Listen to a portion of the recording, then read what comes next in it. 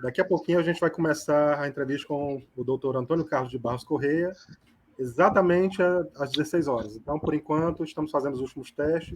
Para quem está nos assistindo, já pode começar a acompanhar. Certo. Eu estou tentando aqui. Já entrou alguém, Jefferson?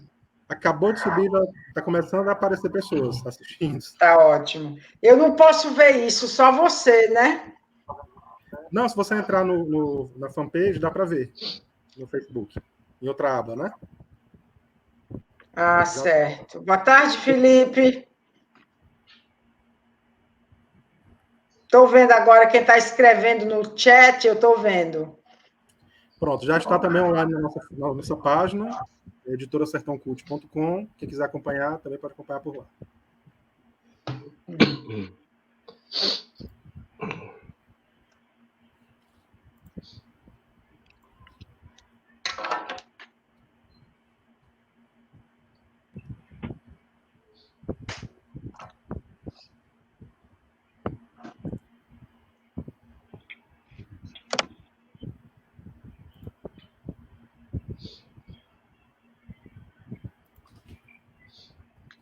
Ah.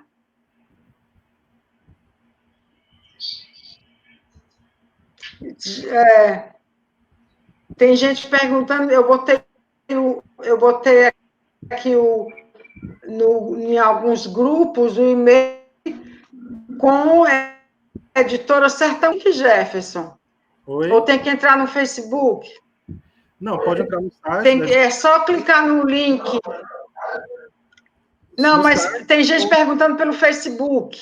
Já está no ar, acabou de entrar no ar. Jefferson, não estou me ouvindo, o som está cortando. Já está no ar, professor. Eu sei, tem gente perguntando aqui no meu e-mail se é só clicar no Pronto, é só clicar nesse... Esse link que eu mandei pelo WhatsApp, pode enviar para eles. Certo.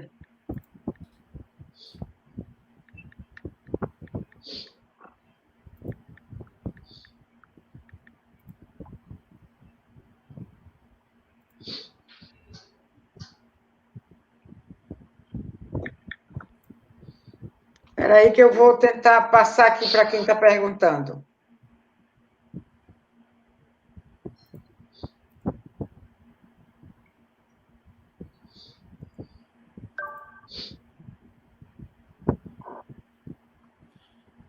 Vai ser pelos mesmos canais de ontem.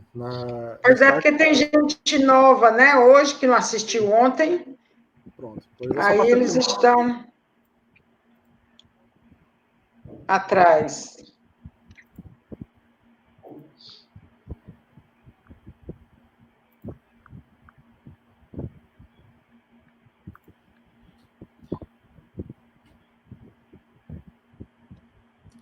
Sejam bem-vindos todos. Eu estou vendo que tem gente da Paraíba, do Maranhão.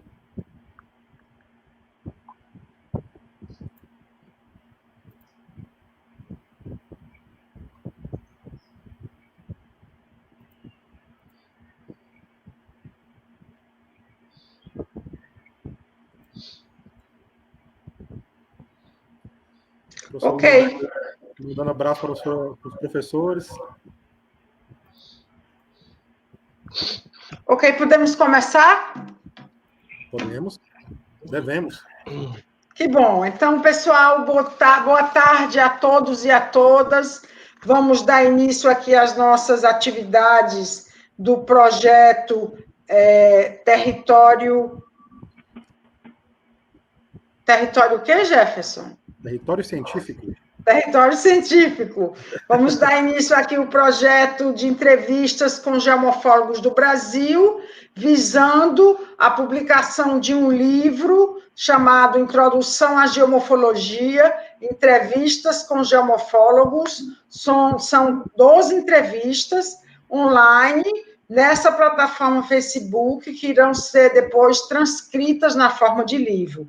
É um projeto conjunto da editora Sertão Cult, com o apoio do mestrado acadêmico em Geografia da Universidade Estadual do Ceará, e que eu estou coordenando. Nós tivemos a primeira entrevista com o professor Jeová Meireles, da UFC, no dia 4 de junho. Nós tivemos ontem a entrevista com o professor Antônio José Teixeira Guerra, da Universidade Federal do Rio de Janeiro, e hoje nós temos a honra e o prazer de entrevistar o nosso querido amigo e competente geomorfólogo, Antônio Carlos Barros Correia, da Universidade Federal de Pernambuco. O Antônio Carlos Barros Correia possui graduação em Geografia pela Universidade Federal de Pernambuco, com intercâmbio de graduação nos Estados Unidos.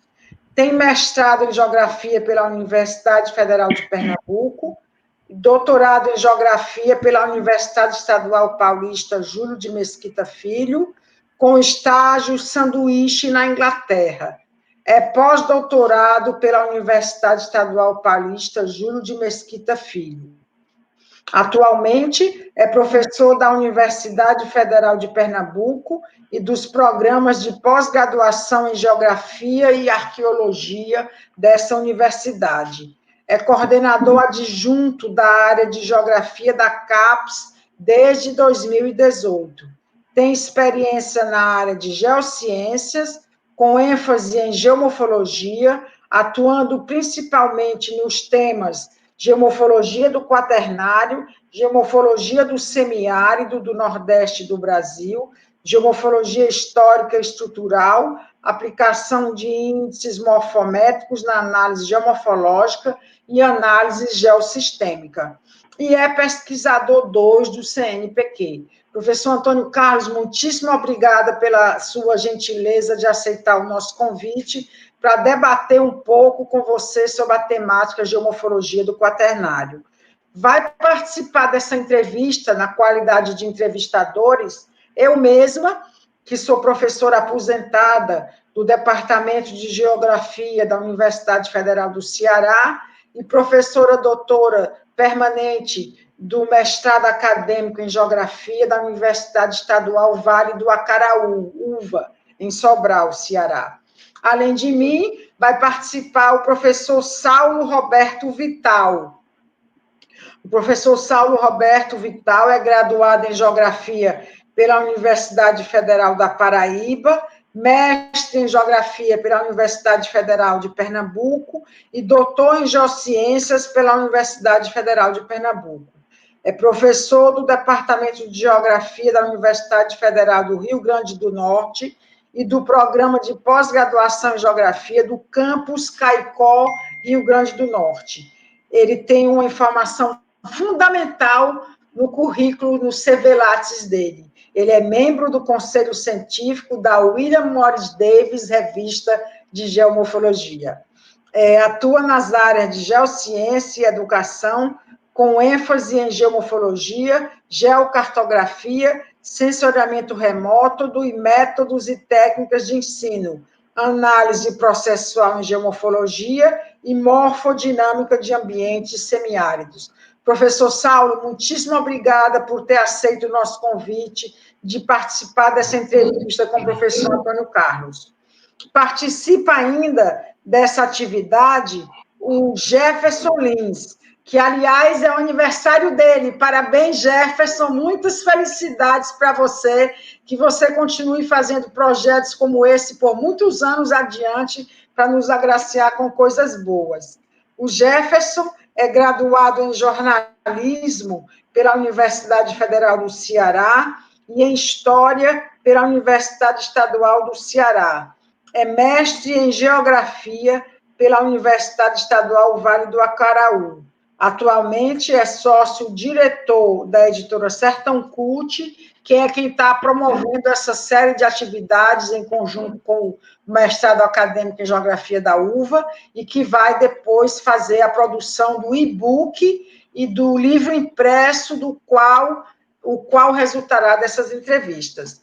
O Jefferson tem experiência na área de comunicação, com ênfase em assessoria de imprensa, produção editorial, atuando principalmente nas áreas de educação, economia, comunicação, história e agora também em geografia.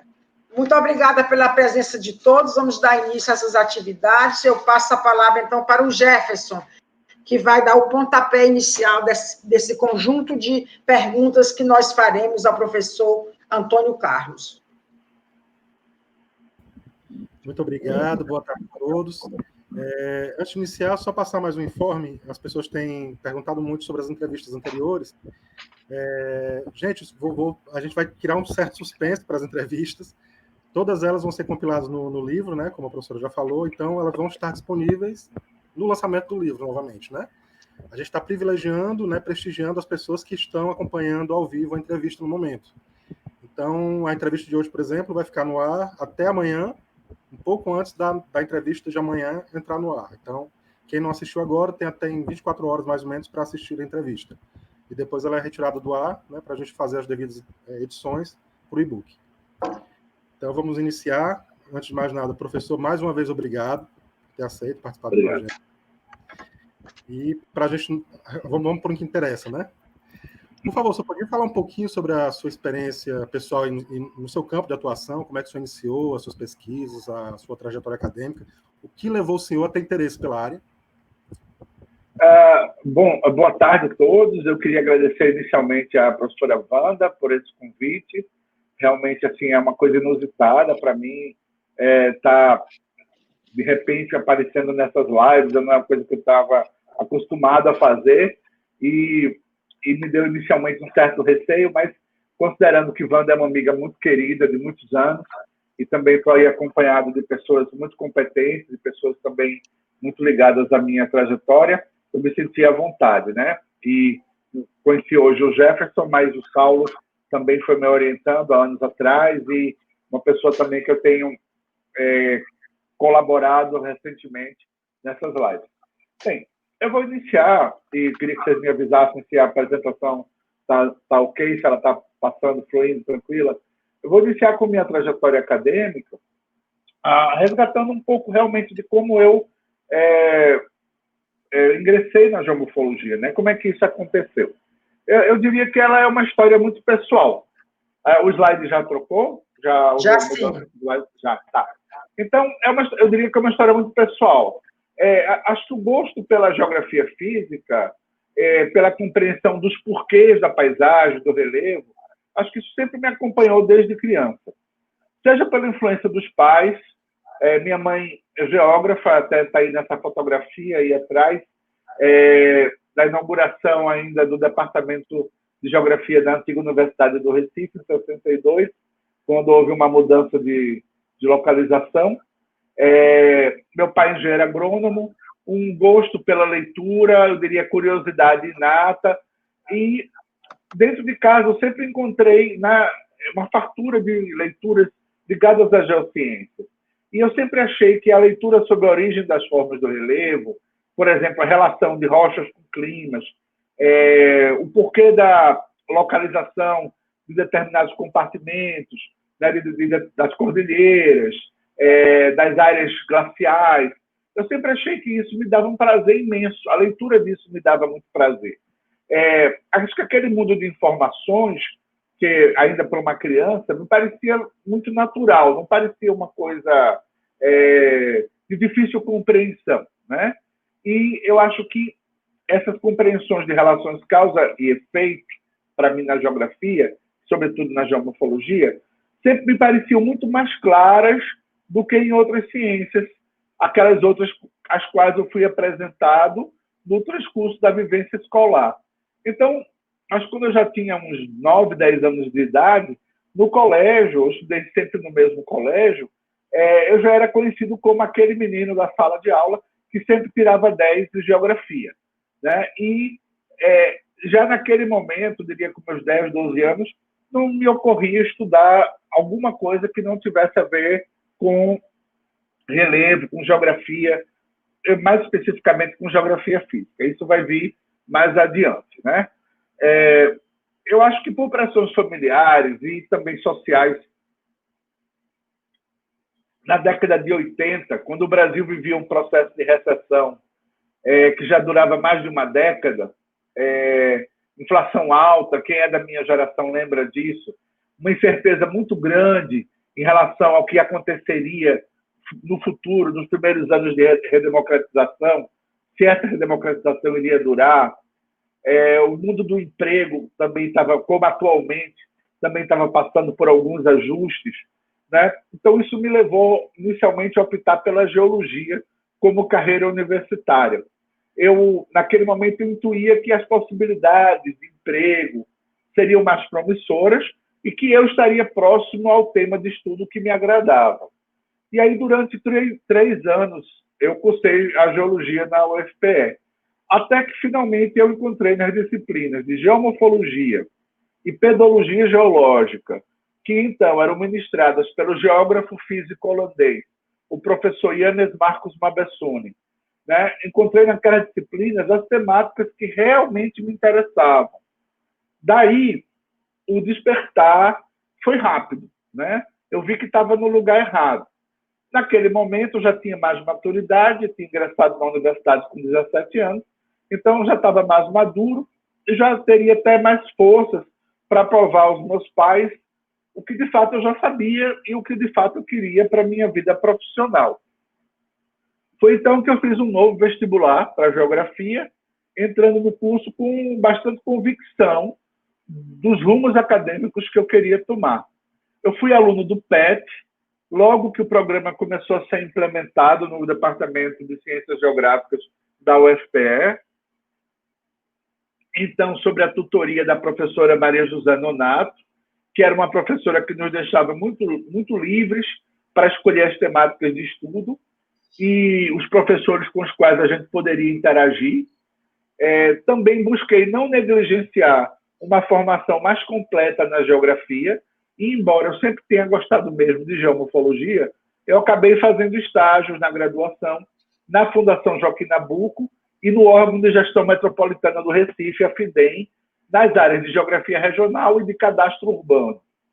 Em 93, eu tive o convite da biogeógrafa norte-americana Susan Woodward para estudar na Universidade de Radford, na Virgínia, onde eu poderia cursar o meu último ano do bacharelado. Aí tem uma imagem minha com colegas de turma da época da graduação e o professor Nilson Crossia e a professora Susan Woodward na Serra do Teixeira, contemplando lá atrás a Depressão de Patos.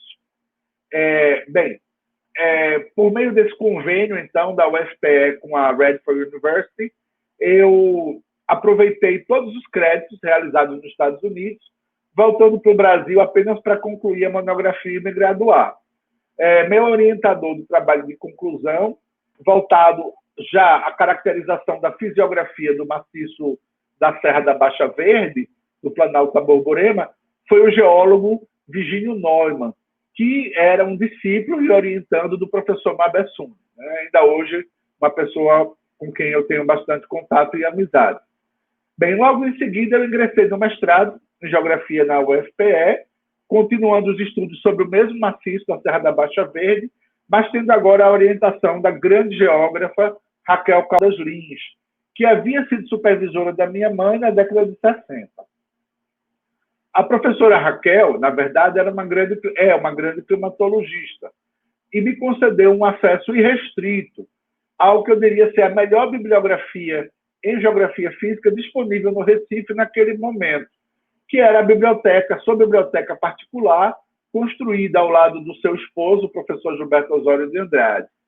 A professora já adotava a sua maneira, ela era uma professora muito tradicionalista, mas ela já adotava naquele momento os postulados teóricos sistêmicos de Chorley.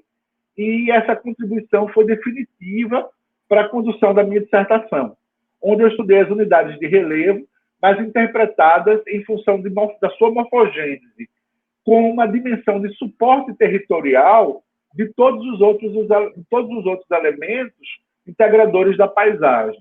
Então, já era um olhar sistêmico sobre a paisagem.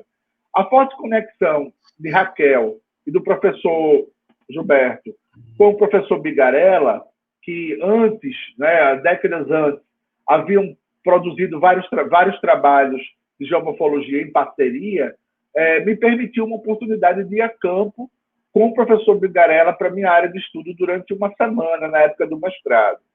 Nesse trabalho de campo, o professor Bigarella me descortinou o verdadeiro rol de abordagens possíveis para os tipos de paisagens e coberturas superficiais que a gente encontrava lá na Serra da Baixa Verde.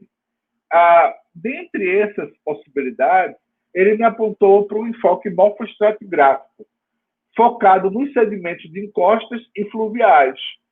E, na verdade, até desdizendo a metodologia dele. Naquele momento, eu lembro que ele foi muito enfático em me dizer: você não vai aplicar o meu método de superfície de aplanamento, você vai trabalhar com morfoestratigrafia. Era uma coisa, para mim, completamente nova. Então, na banca de mestrado, eu tive a honra de ser avaliado aí pela professora Tereza Cardoso da Silva, que também passou a ser uma importante referência acadêmica na fase que se seguiu, que era o doutorado. Aí tem uma foto com a professora Tereza, lá em São Luís do Maranhão. Bem, então, a professora Raquel aí, junto com o professor Gilberto Osório, né, para vocês apenas terem uma ideia de quem são esses personagens. A professora Raquel ainda é viva, tem cerca de 90 anos agora de idade, e foi uma pessoa que acompanhou esse começo da minha trajetória. Bem, ainda nessa trajetória acadêmica, durante o mestrado, eu havia feito contato com o Núcleo de Estudos em Sistemas de Superfície Terrestre da University of Durham, no Reino Unido.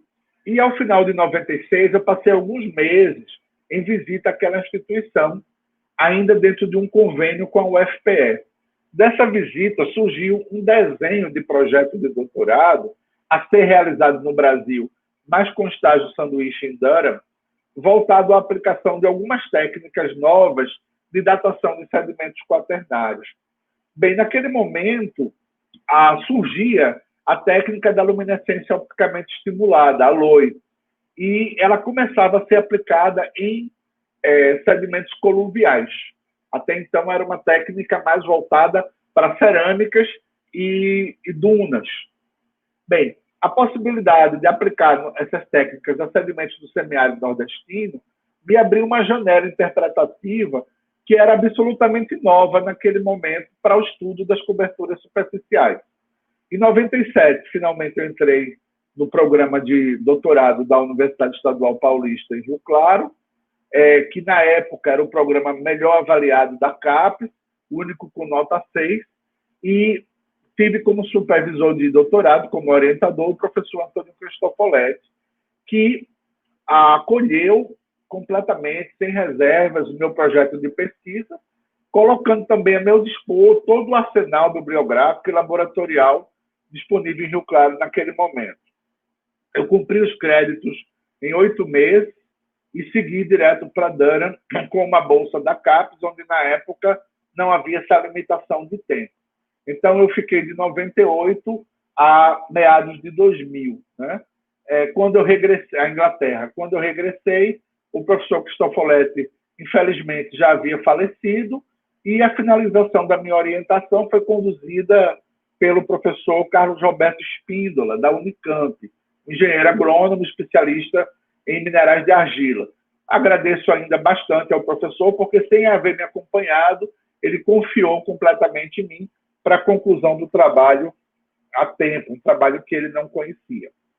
Ainda nessa trajetória, né, em virtude das possibilidades que a técnica LOI abria para o estudo das formas de acumulação, sobretudo dos colúvios, que são extremamente representativos nos contextos de paisagens tropicais, eu fui convidado, na época, pela professora Yandara Alves Mendes e o professor Peter Hatzpacher a submeter uma proposta de pós-doutorado na Unesp em Rio Claro. Eu havia defendido a tese em 2001 e, ao final daquele mesmo ano, a FAPESP aprovou o projeto com financiamento e eu permaneci, então, em Rio Claro, agora sob a supervisão da professora Yandara, que havia sido orientanda da professora Tereza Cardoso da Silva, então, é como se fosse um reencontro também, e a partir de um projeto liderado pelo professor Peter Hatzpacher na geologia, eu permaneci até 2003, quando, já naquele ano, eu atuava também como professor convidado na na Unesp e na Unicamp. Nesse mesmo ano, eu tinha sido aprovado em 2 concursos, como professor adjunto com doutorado, um na Unicamp e um na UFPE. Bem, chegando ao momento de ter que optar por uma das 2 universidades, eu decidi retornar ao Recife, minha terra, onde dei início ao grupo de estudos do Quaternário do Nordeste Brasileiro, com um enfoque sobre a acumulação, sobre as formas de acumulação quaternárias do semiárido nordestino. Ainda nessa trajetória, as conexões construídas com a professora Susan não se perderam, permanecem vivas, e essa é uma imagem de uma interação quando eu estive a convite dela agora na Universidade Virginia Tech, a Politécnica da Virgínia, e da Virginia Geographical Alliance, lá em Blacksburg, na Virgínia, no ano 2011, e, em consequência dessa cooperação, nós conseguimos organizar um summer camp, um curso de verão, para 20 geógrafos da Virgínia, patrocinado pela National Geographic, que vieram para o Recife, e na época eu contei já com o apoio dos meus pós-graduandos. Foi 14 dias de trabalho de campo com esse pessoal, foi uma oportunidade maravilhosa. Então, acho que aí eu mais ou menos resumo esses 20 e poucos anos, né, de formação, quase 30 anos, na verdade, 30 anos de formação e atuação profissional. Bem, Jefferson. Alô? Alô? Tá voltando, professor. Vou passar a palavra para a professora Wanda. Certo. Pronto, professor. Olá, Jefferson, você calou meu microfone. Meu caro professor Antônio Carlos, que trajetória absolutamente magnífica. Você começa a sua história desde cedo e foi criando espaços e condições e meios e oportunidades, e teve todo esse povo fantástico do seu lado para fazer uma carreira belíssima e nos presentear com uma competência extraordinária no âmbito da geomorfologia. Eu aproveito essa competência para trazer o nosso tópico específico, que é a geomorfologia do quaternário. Eu lhe pergunto, você poderia definir o que é geomorfologia do quaternário? O que é geomorfologia do quaternário, Antônio Carlos? Pois é, Wanda. Essa é uma pergunta que requer digamos assim, uma digressão um pouco maior dentro do contexto da geomorfologia, mas que, assim, é muito importante a gente se debruçar, né, sobre o objeto daquilo que a gente faz. E até eu acho que essa é uma característica mesmo da geomorfologia geográfica, que a gente esteja sempre atento ao background, onde estão as nossas amarras teóricas e de origem de objeto de estudo. Como? Não, foi um problema aqui, desculpa. Tá. Então, vamos lá. Então, eu acho que a geomorfologia do quaternário ela pode ser definida como estudo dos processos geomorfológicos, sejam eles temperismo, movimentos de massa, fluxos gravitacionais, erosão superficial, transporte e deposição, e suas formas resultantes, né? Tanto as formas de denudação quanto as formas de deposição. Essa é uma definição em função daquilo que ela estuda em termos de materiais e processos, né? Mas a geomorfologia do quaternário, como uma epígrafe, né, como uma definição, ela surge no intuito de se diferenciar da geomorfologia então tida como clássica, voltada para o estudo da cronologia da denudação, ou para o que a gente pode chamar de composição da história das paisagens, em uma escala de tempo que ultrapassa a ação das mudanças ambientais marcantes do quaternário, sobretudo as variações de origem climática, né? Esse recorte temporal, que abrange desde 2,6 milhões de anos antes do presente até o período atual, é dominado também pelas transformações antrópicas, pela intensa artificialização de grande parte dos espaços, sobretudo dos espaços urbanos, que leva até a gente postular o surgimento de um outro período antropoceno que a gente vai falar mais adiante. Mas, no entanto, o escopo da área de estudo da geomorfologia do quaternário é a busca pela relação entre processo e forma, com base numa análise daquilo que a gente pode chamar de epiderme da paisagem, tendo como uma ferramenta metodológica a morfoestratigrafia. Daí a imagem de ilustração inicial que eu utilizo é justamente a imagem da geomorfologia clássica, aonde a busca era pela geometria das formas, no caso, a existência de superfícies planas de topos concordantes, níveis inclinados que rompessem com a continuidade desses topos, os chamados Kinnick Points, e a atribuição indireta de uma idade a essas formas. Obviamente que dentro daquela composição de ideias, isso ia muito além do quaternário, né? Já quando a gente passa para uma ideia de análise morfoestratigráfica, essa vai estabelecer um vínculo entre a geometria das formas, da maneira como elas se expressam na superfície do planeta, né, como relevo, e os materiais que estruturam essas formas. Que materiais são esses? Né? São aqueles que estão situados imediatamente abaixo da superfície. Essa ferramenta nos deixa diante de várias possibilidades de aplicações técnicas nos diversos níveis de arranjo de complexidade que se definem justamente nessa interface litosfera-atmosfera. Essa interface ela é marcada por uns produtos dessa interação litosfera-atmosfera que a gente pode definir como coberturas superficiais. Assim, na geomorfologia do quaternário, a gente pode dizer que os estudos englobam desde as superfícies rochosas e seus tempos de exposição, há quanto tempo elas estão ali, aos depósitos acumulados em diferentes setores da paisagem e que vão acabar configurando uma assembleia de formas que a gente se refere como modelados de acumulação. Nesse sentido, eu diria que são os modelados de acumulação que refletem o interesse da maior parte dos estudos de geomorfologia do quaternário. Não que as superfícies de denudação não recebam e continuam recebendo, e agora cada vez mais com a utilização de isótopos cosmogênicos, um enfoque importante. Mas são os modelados de acumulação, as formas de agradação, né, que vão estar no foco, sob a mira mesmo da geomorfologia do quaternário. Bem, não obstante, é importante a gente notar e referendar que os estudos de neotectônica, que vão lidar com as deformações recentes, vão também integrar a geomorfologia do quaternário.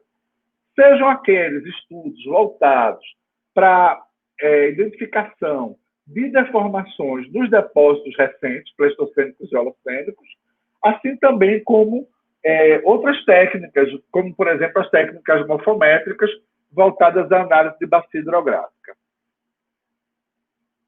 A geomorfologia do quaternário, dessa maneira, ela acaba tomando de empréstimo muitos métodos e procedimentos técnicos de várias disciplinas que integram as ciências da Terra.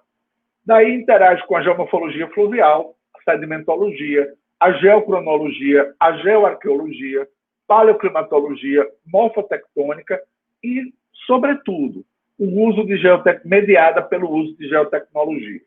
Geotecnologias em geral, desde aquelas de coleta de amostras até de processamento de imagens. Bem, a razão de se usar tantos enfoques surge da necessidade de analisar em profundidade processos atuais e pretéritos, sempre mediados por algum tipo de instrumentação que acabe lhe gerando algum índice, algum valor que você possa interpretar, né? Como eu mencionei antes, a nossa compreensão de geomorfologia do quaternário deriva, sobretudo, da noção de que existe na superfície da Terra determinados geoarquivos, certo? E o que seriam esses geoarquivos? São os sedimentos que guardam as informações ambientais, as informações processuais. E, geralmente, esses vão ser os sedimentos de encostas, os sedimentos fluviais e de todos os ambientes intermediários a ambos, né? eu diria que os padrões de configuração desses estudos e sua própria sistematização vão depender muito do tipo de elemento morfológico que você encontra na paisagem. Essa composição, que a gente pode também se referir a ela como estrutura da paisagem, ela tem um certo arranjo espacial, e esse arranjo reflete a temporalidade dos processos envolvidos na sua formação. O comportamento desses, obviamente, dos processos envolvidos, vai depender das taxas de operação, que, por sua vez, dependem dos contextos morfoclimáticos e suas histórias ambientais. Daí a gente não joga, por conta da importância das novas tecnologias, a gente não joga a água da bacia com a criança dentro e a gente se desce, por exemplo, de toda a conceituação morfoclimática, por exemplo, que trabalha em grande escala com uma síntese de como os processos se dão em cada ambiente sobre a Terra. Então, as formas elas acabam variando à medida que os processos vão cruzar certos patamares formativos. E, geralmente, o clima, no caso da geomorfologia do Quaternário, é compreendido como um fator desencadeador dessas mudanças. É o verdadeiro gatilho, né? Assim, na geomorfologia do Quaternário, a gente pode dizer que toda informação espacial ela deve ser referida a um contexto temporal, o que vai fazer com que a geocronologia tenha uma função central. E, bem, dito isso, também é importante ressaltar que cada vez mais o primeiro passo para a gente sistematizar, né, essas informações está associado à construção de uma modelagem da paisagem ambiente. A compreensão final desse modelado, no entanto, vai demandar uma complementação pelo trabalho de campo, sobretudo para tirar dúvidas em relação à morfostratigrafia. O SIG ele é muito importante, mas ele não nos esclarece a morfostratigrafia. Ele pode nos dar indícios, né? E as características dos depósitos, dos materiais das coberturas superficiais, precisam ser identificadas in situ para que a gente possa, então, pensar em que técnica vai utilizar. Bem, eu vou até voltar. Essa seria, então, uma composição inicial do que eu posso falar sobre o que é a geomorfologia do Quaternário, que essencialmente é a geomorfologia dos geoarquivos dos últimos 2,6 milhões de anos. Sendo que isso vai depender, o quão você vai voltar no passado, depende muito da síntese de informações que sua paisagem engloba.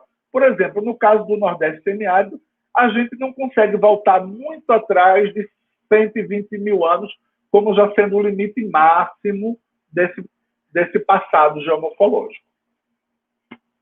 Seria isso. Certíssimo. Saulo, eu passo a palavra para você, professor Saulo. Ok, obrigado, professora Wanda. Gostaria, antes de tudo, de agradecê-la pelo convite. Para mim é uma honra estar aqui hoje com vocês, né? Fiquei muito feliz quando a senhora me fez esse convite, sobretudo por estar aqui com o professor Antônio Carlos, né? Justamente nessa palestra dele, nessa conversa, né? Que foi meu orientador, então para mim é uma grande honra, né? Ver um pouco da história, conhecer um pouco da história do professor Antônio Carlos. E aí eu gostaria de aproveitar, professor, para lhe fazer uma seguinte pergunta. É possível apresentar uma sistematização dos processos geomorfológicos quaternários? Bem, eu acho que essa sistematização dos processos geomorfológicos quaternários, né, a gente já vinha falando sobre ela quando a gente está trabalhando com a ideia de que esses padrões, né, que configuram a distribuição na superfície da Terra, né, esses padrões eles vão inicialmente nos dar uma ideia a partir dos mapeamentos e o trabalho de campo, né? E em seguida, nesse processo de sistematização, a gente vai verter o nosso olhar, conduzir o nosso olhar para aquelas relações que eu vou chamar de relações processo-forma, né? elas implicam que a paisagem geomorfológica e seus elementos estão em um constante ajuste com os processos contemporâneos e as taxas de operação contemporâneas. Isso é vamos dizer, isso é uma coisa que tem sido falada muitas vezes na geomorfologia. A gente pode citar o Sharma, na Índia, em 2010, trabalhando com a bacia do Rio Ganges. A análise das formas, então, ela demanda a sobreposição dos dados contemporâneos relativos à ação dos processos superficiais e às morfologias resultantes, com os dados provenientes de processos pretéritos que vão ser reconstruídos a partir dos sedimentos dos geoarquivos. Daí eu coloco para vocês uma imagem, né, de uma medição de carga de fundo realizada no Riacho Salgado pela técnica de tingimento de uma determinada fração do cascalho e monitoramento climático dos eventos de entrada de água nesse canal, né? Então, o que é que a gente está fazendo? Aquela velha ideia de ter um olho sobre o passado ou um olho sobre o presente para compreender o passado. Bem, obviamente que essa ideia tem que ser altamente modulada pelas taxas, porque as taxas variaram ao longo do tempo, mas os processos físicos foram os mesmos. A única coisa que alterou é como se deu a entrada de energia dentro desse sistema. Então, eu acho que a geomorfologia dinâmica, ela contribui nesse processo de sistematização da geomorfologia do quaternário, quando ela nos oferece a quantificação de taxas de atuação de processos e origem dos materiais superficiais vinculados a certas famílias de formas. A gente não deve esquecer da premissa sistêmica, né, de que qualquer mudança em um componente da paisagem geomorfológica desencadeia uma sequência de mudanças nos demais componentes do sistema, que podem gerar uma retroalimentação negativa, fazendo com que o processo se extinga rapidamente, ou positiva, dando início aí a novas mudanças sustentadas no tempo. Assim, o ajuste de processo e forma vai depender do estado de estabilidade da paisagem e do cruzamento de processos geomorfológicos, como nos alertou Chan já em várias de suas obras, em 79, em 2002. Não devendo a gente jamais esquecer do papel dos estudos de morfotectônica, no qual a ação da tectônica moderna condiciona a morfologia dos canais, deforma as coberturas superficiais e cria espaços de acomodação que também estão integrados às preocupações da geomorfologia do quaternário, porque sem espaço de acomodação não existe como você reter esse material, criando os chamados geoarquivos. Daí eu acho que essa sistematização, Saulo, ela passa por reconhecimento das estruturas em campo, mapeamento, discernimento do que é o que, no sentido de do suporte superficial da paisagem, o que é rocha, o que é solo, o que é sedimento, e uma busca de compreensão dos processos. Obviamente, sempre com um olhar sobre os processos atuais, para que eu possa retroceder e recuperar esses processos no tempo, né? Eu diria que é mais ou menos isso. Professor, Jefferson. Sim. Professor, dando continuidade, quais são os principais processos geomorfológicos quaternários atuantes em ambiente tropical, como é a maioria do nosso território brasileiro? Bem, a principal característica do período quaternário, né? E aí eu vou entrar com uma imagem do intemperismo da formação Algodoais no litoral de Pernambuco, da bacia Pernambuco, ao sul do lineamento de Pernambuco, né? Um intemperismo caolínico profundo. Então, a principal característica desse período, um vasto território tropical como é o Brasil, onde menos de 10% do território está fora da zona intertropical, é o fato de que os processos de intemperização não foram completamente detidos nas fases glaciais. Quer dizer, sequer foram detidos. Obviamente que eles puderam até ter a sua intensidade diminuída, ou até ter sofrido um ataque mais agressivo da erosão mecânica.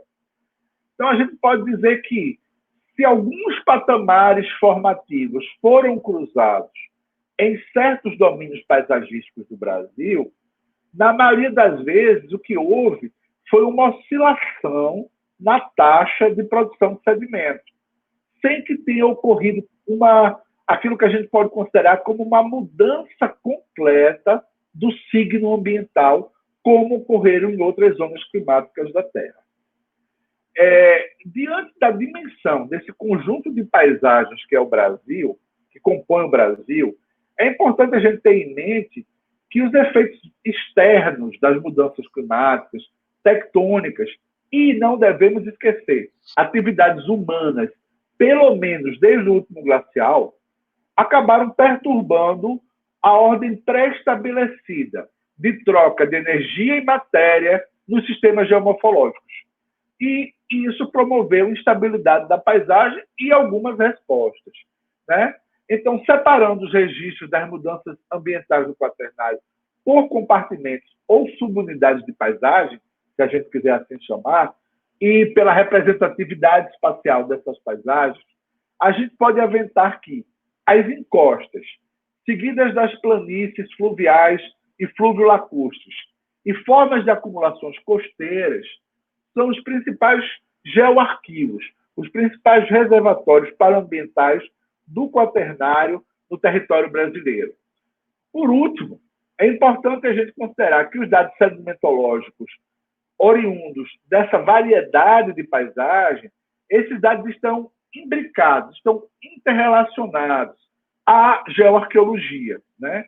Que passa a ser de grande relevância para os estudos efetuados também pelos geógrafos e pelos geocientistas, uma vez que boa parte desses ambientes, sobretudo os fluviais, os costeiros, eles têm, de alguma forma, interagido com o homem ao longo desses 10 mil anos, né? E isso é verdade até para o semiárido brasileiro, para um período mais antigo do que 10 mil anos.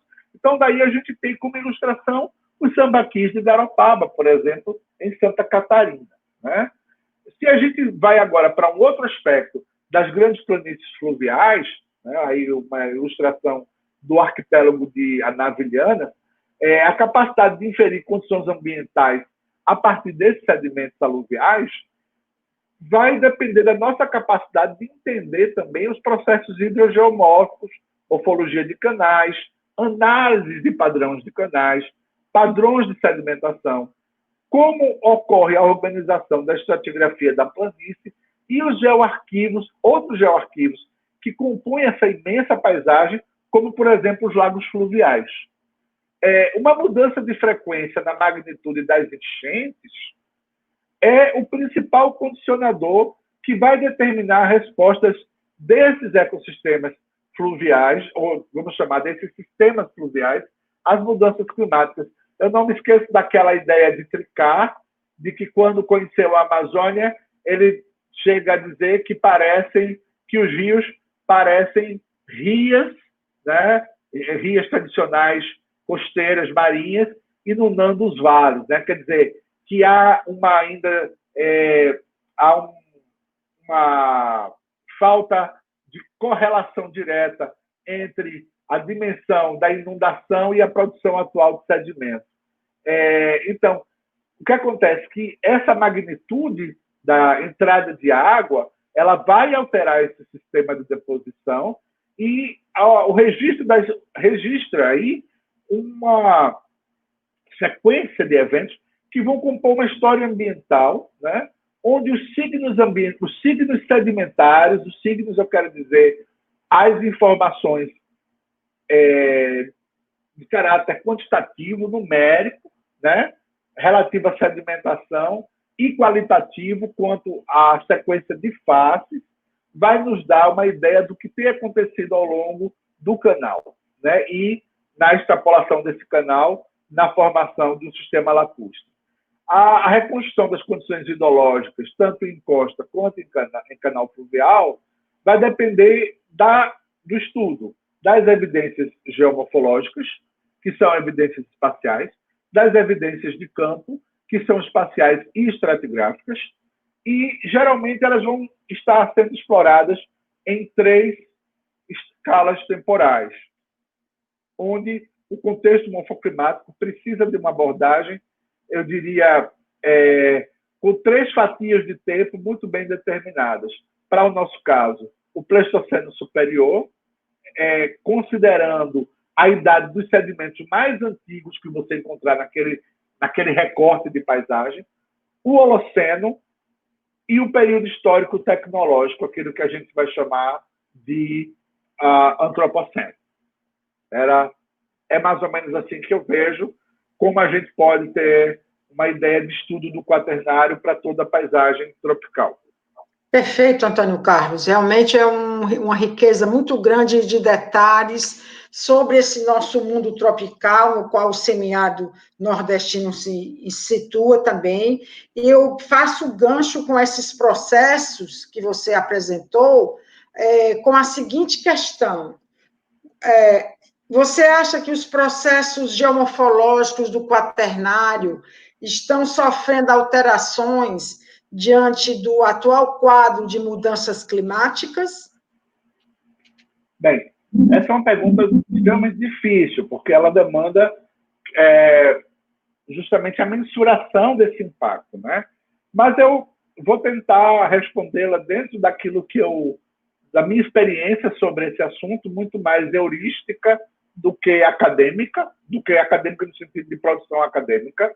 E eu vejo que a geomorfologia, ela é a ciência, talvez uma delas, mas talvez uma das mais equipadas, uma daquelas que possui as ferramentas necessárias para analisar as mudanças ambientais registradas pelas paisagens e as mudanças que ocorreram durante o quaternário. Bem, se ela tem as ferramentas para estudar as mudanças paisagísticas do quaternário, é claro que ela também tem as ferramentas para o estudo das influências antrópicas, ou seja, como as transformações ambientais induzidas pelo homem impactam os sistemas geomorfológicos. Dentro dessa perspectiva, a gente pode dizer que a geomorfologia do quaternário, que é um estudo das mudanças ocorridas na paisagem durante o Pleistoceno e o Holoceno, sobretudo o Pleistoceno superior e o Holoceno, ela vai se estender para o período atual, né, queira a gente chamá-lo ou não de Antropoceno. A perspectiva geomorfológica, então, aplicada ao quaternário, ela sempre vai estudar as formas de relevo numa perspectiva histórica, né? Numa perspectiva temporal. E onde é que a gente vai encontrar esse geoarquivo das mudanças ambientais recentes? Nos depósitos sedimentares superficiais. E daí eu coloco a ocorrência aí da deposição de mais um manto arenoso sobre as nascentes de um rio, lá na região da Cimeira, Pernambuco-Alagoas, mais especificamente em Garanhuns, né? onde essas aluviões extremamente recentes respondem aos inputs atmosféricos quase que imediatamente no contexto das cabeceiras dessas bacias efêmeras, certo? Então, esses são os geoarquivos, os sedimentos mais recentes que a gente vai encontrar, sobretudo nos sistemas de drenagem. Então, a investigação das mudanças climáticas, ela vai se enquadrar perfeitamente numa visão de geomorfologia a partir do estudo detalhado de algumas formas decorrentes do processo atual, certo? Eu acho que aí é uma busca que se dá ao contrário, né? Ela é extremamente indutiva. Eu tenho que partir da análise do que há de mais recente na paisagem e da mensuração temporal para que eu possa chegar na criação de um modelo dedutivo sobre impactos que estão ocorrendo, digamos, nos últimos 50 anos ou nos últimos 60 anos. No caso para o semiárido do Nordeste, nós temos uma grade relativamente bem estabelecida de medição de pluviometria, por exemplo, e de aferição das mudanças da cobertura da terra, que vai nos permitir poder dizer alguma coisa, sobretudo sobre erosão. É fato que todos os sistemas ambientais globais atuais, né, sobretudo aqueles que têm uma replicação, têm um impacto nos sistemas hidrogeomorfológicos estão sendo atacados pela atividade humana. Então, essas mudanças que ficam mais claras nos geoarquivos hidrológicos a partir dos últimos 5.000 anos, Holoceno Superior, elas compõem um registro morfoestratigráfico também do Quaternário.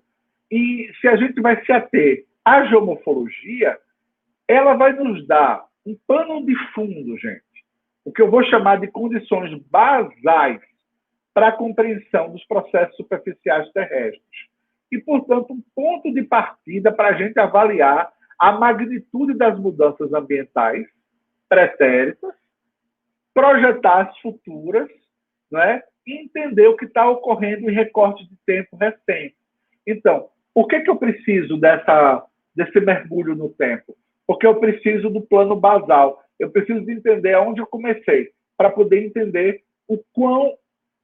Se eu estou trabalhando, vamos usar o signo hidrogeomorfológico. Por exemplo, se eu estou trabalhando com sedimento fluvial ou com a sedimentação no açude, a partir de que momento essa sedimentação responde a um input alterado? Eu preciso saber o que havia antes dessa perturbação que eu posso considerar antrópica.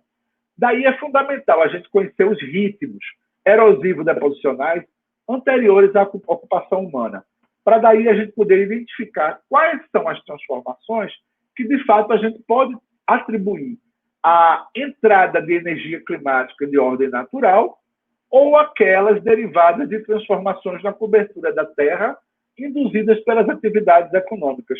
Obviamente, essa tarefa não é simples, sobretudo nos últimos 300 anos, né? Quando as mudanças inerentes aos sistemas ambientais elas estão ocorrendo, mas estão ocorrendo par e passo com as transformações cada vez mais radicais das formas de uso da Terra. E os resultados perceptíveis dessa interação são as formas erosivas e os depósitos. Eles nos trazem informações espaciais agregadas. O sedimento não me diz, eu sou de origem antrópica, eu sou de origem climática. Na verdade, ele é uma informação agregada, né? Que não vai distinguir diretamente o papel de cada agente desencadeador, se antrópico ou natural, né? E, na verdade, eles vão refletir uma interação contínua dessas duas situações que se retroalimentam. Daí, a base teórica e a base de compreensão morfoclimática da sua área de trabalho é o que vai te dar a derivação. O que está acontecendo que foge ao normal? E daí eu posso questionar a ação das mudanças climáticas. Bem, continuando. Certo. Saulo, com você. Eu acho que eu ainda estou nessa questão. Essa é uma questão muito densa, sabe? Eu acho que aí eu peguei aqui uma questão que é o antropoceno, certo?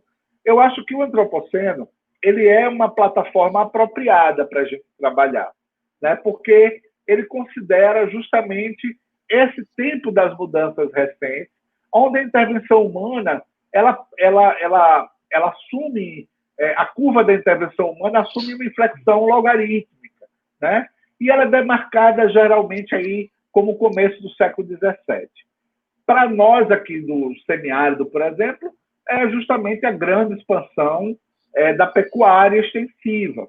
Então, se a gente aceita esse marco temporal, surge na geomorfologia a necessidade de separar os sistemas antecedentes envolvidos na morfogênese contemporânea, tendo em mente que há uma gradação de formas de impacto da presença humana sobre as paisagens. Desde as formas tradicionais de uso da terra até aquelas formas derivadas do descaso político e da total falta de planejamento ambiental. Certo? Então, nesse sentido, eu diria que as mudanças ambientais globais, elas sempre ocorreram, né? Sejam desencadeadas totalmente ou parcialmente ou inconclusivamente pela ação antrópica. E, obviamente, que esse tipo de estudo ele demanda também uma atitude política do pesquisador, porque as áreas ameaçadas, né, que continuarem optando por uma postura de risco, com base no racional de que não há um consenso sobre mudanças e daí eu posso fazer o que quiser, vai levar a situações em que antigos sistemas de produção e formas de manejo não adaptados gerem situações irreversíveis, né? Se não forem reconduzidos por formas mais conservacionistas de uso da terra. E aí eu utilizo uma ideia, que é o abandono das indústrias líticas do semiárido a partir do semiárido, a partir do Holoceno superior. Por que isso se deu? Porque se torna muito seco. Então, há um limite da técnica, né? Naquele momento, o limite da técnica era esse, não havia agricultura. Então, as situações ambientais, elas podem levar a situações em que os grupos humanos sofram, né? E isso está já registrado aí no nosso semiárido, com o abandono das indústrias líticas no Holoceno Médio. Pronto. Certo, professor Antônio Carlos. Eu passo a palavra para você, Saulo.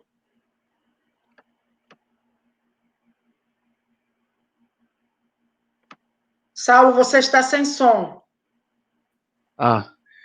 Só quero esclarecer que eu estou bem. Alguém falou aí que eu estava dormindo. Pelo contrário, eu estou muito atento aqui, ouvindo o que o professor Antônio Carlos está falando e anotando muitas perguntas, mas me atendo aqui ao roteiro, porque a gente sabe que tem um roteiro a ser cumprido.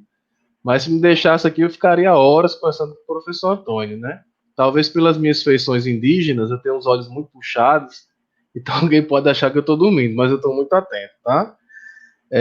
Bom, professor, eu queria aproveitar a oportunidade para lhe perguntar qual a importância da geomorfologia do quaternário para a sociedade e para a produção do conhecimento científico. Essa é uma pergunta científico. muito ampla. Eu estou vendo que o tempo está se estendendo muito, eu vou tentar ser mais breve. Se a gente considera, né, que essa geomorfologia do quaternário tem um olhar que pelo menos alcança 120 mil anos antes do presente, né, a gente tem que pensar o seguinte, que a função básica dos estudos do quaternário é uma função preditiva, né? Como poderá ser o futuro, né? Ela pode, então, nos dar uma ideia de como contribuir para investigações relacionadas ao ordenamento de áreas, por exemplo. No momento que a gente entende como foi a dimensão de uma grande enchente no passado, qual foi o caos causado, qual foi a desorganização causada por uma grande disseminação, por exemplo, de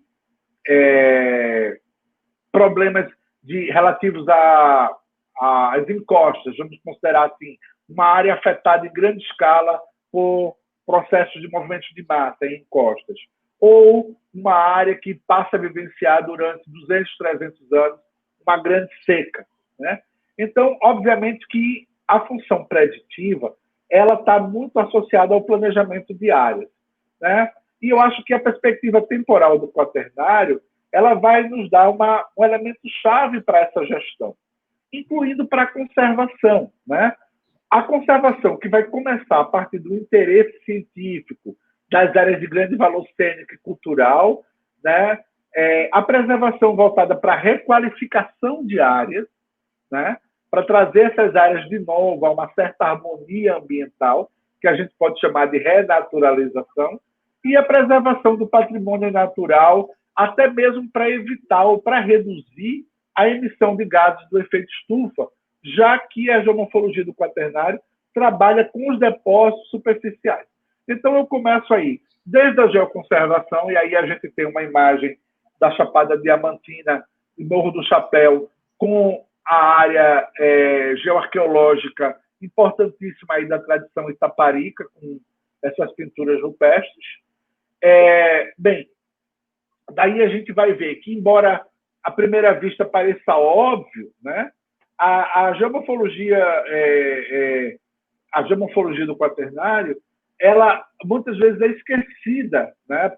Parece óbvio que esses estudos seriam importantes, mas ela muitas vezes é esquecida de ser chamada a auxiliar, né, em alguns problemas, sobretudo aqui no Brasil, quando ela já contribui com esse entendimento, mesmo que seja no âmbito da pesquisa básica.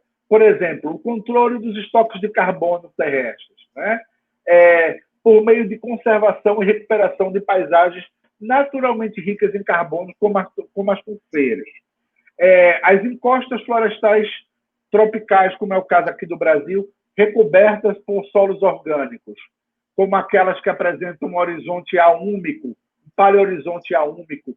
Essa aqui é uma imagem mesmo do Campo do Jordão, né? Então, a preservação, no momento que você, por exemplo, não atua no sentido de preservar a Mata Atlântica, no sentido de preservar os remanescentes de florestas perennifólias das áreas serranas do Sudeste, por exemplo, você está jogando um estoque de carbono que você sequer sabe que existe, porque ele está lá embaixo como paleohorizonte, de volta à atmosfera.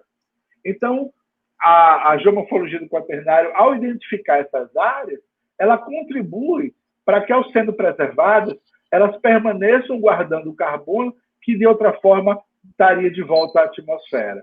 Outras formas de contribuição estão associadas, por exemplo, ao mapeamento dos depósitos superficiais e à identificação das áreas para a construção civil.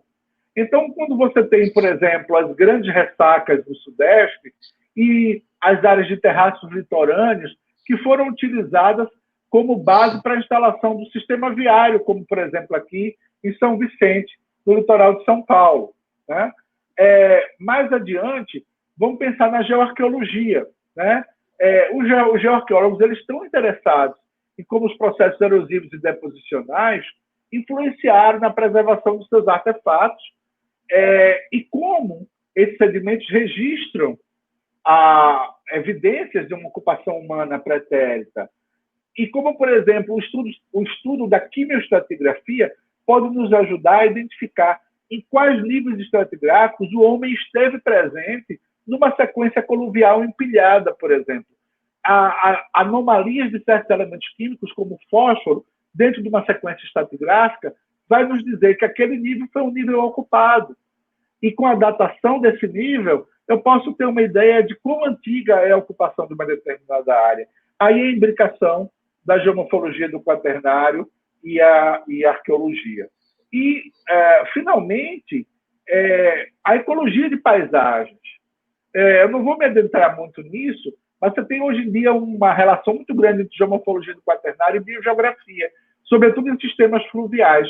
A renaturalização de sistemas fluviais demanda que eu conheça qual é o tipo de processo que ocorre na cabeceira, no médio curso, no baixo curso, no caso de um sistema efêmero, no flood-out, certo? E os sistemas estão guardados como geoarquivos na estratigrafia de cada uma dessas áreas. E a recomposição desses sistemas, a partir da perspectiva hidrológica, vai permitir uma reabilitação dos ecossistemas. Então, em todas as áreas onde seriamente está se levando adiante processos de recuperação de bacias hidrográficas, uma das primeiras etapas é entender, a partir da sedimentação, como está o comportamento de cada um dos setores da bacia, que mais adiante vai ser recuperado inicialmente hidrologicamente e as formas de vida ganham novamente esses setores. Era isso. Perfeito. Muito esclarecedor. E eu gostaria, então, de lhe perguntar o seguinte, Antônio Carlos: quais são as principais dificuldades enfrentadas para a produção do conhecimento na temática geomorfologia do quaternário?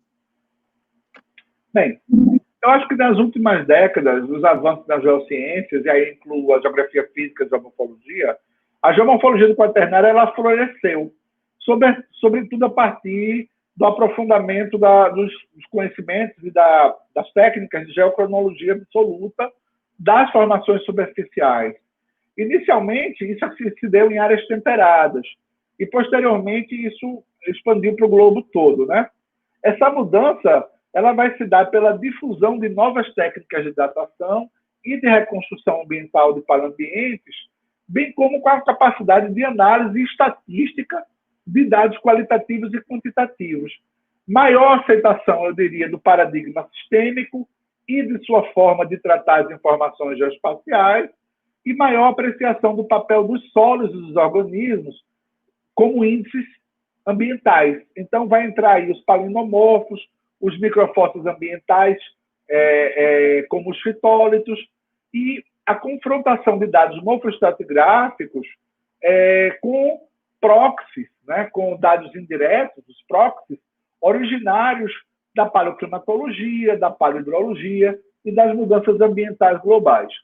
Então, eu diria que, diante desse estado de coisas, é possível perceber que o avanço da utilização dos dados de natureza microgeomorfológica, certo? Que vão ser utilizados para recompor a paisagem, atrelado à necessidade de um conjunto de novas tecnologias de coleta, análise, processamento de dados e materiais, né?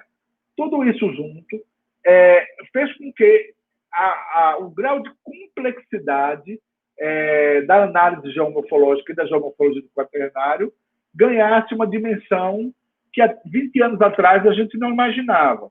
E, recentemente, a gente tem visto uma grande oferta de imagens de sensores remotos de alta resolução, que agora estão disponíveis gratuitamente em diversas plataformas digitais.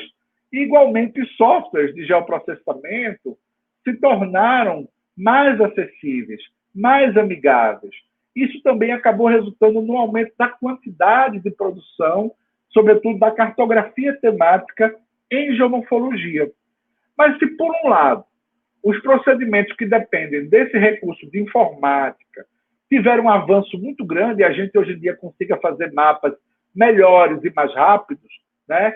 E eu sou adepto da ideia dos cartogramas. A gente não está fazendo aqui mapas unicamente voltados para o planejamento, mas também para o reconhecimento de áreas.